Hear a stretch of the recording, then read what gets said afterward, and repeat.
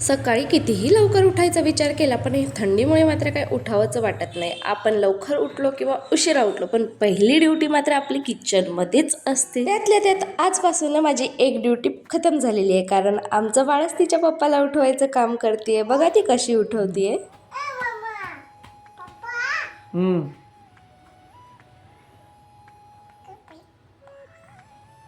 सगळ्यांची सकाळची सुरुवात ही चहापासूनच होते. मी पण इकडे चहा ठेवला.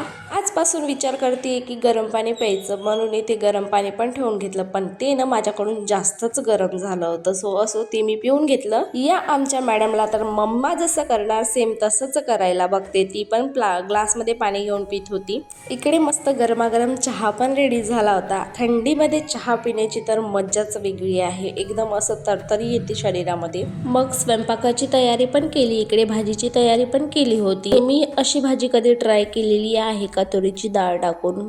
खूप छान लागते बरं का ही भाजी. मग कुहूच्या पप्पाला बाहेर जायचं होतं, त्यांना टाटा बाय बाय केलं आणि माझी बाकीची कामं आवरून घेतली. असं चुटकीमध्ये मी माझा किचन ओटा क्लीन केला. हा ट्रान्झॅक्शन व्हिडिओ मला जमला नाही बरं का. आता तुम्हाला प्रश्न पडला असेल की मी हे बटाटा घेऊन कुठे चालली आहे, तर बघा मी काय करते. ही ट्रिक ना मी यूट्यूबवर बघितलेली की बटाट्यानं मिरर साफ होतो, म्हणून म्हटलं चला आपण पण ट्राय करून बघूया. पण कमालची ट्रिक आहे हा, तुम्ही पण यूज करून बघू शकता.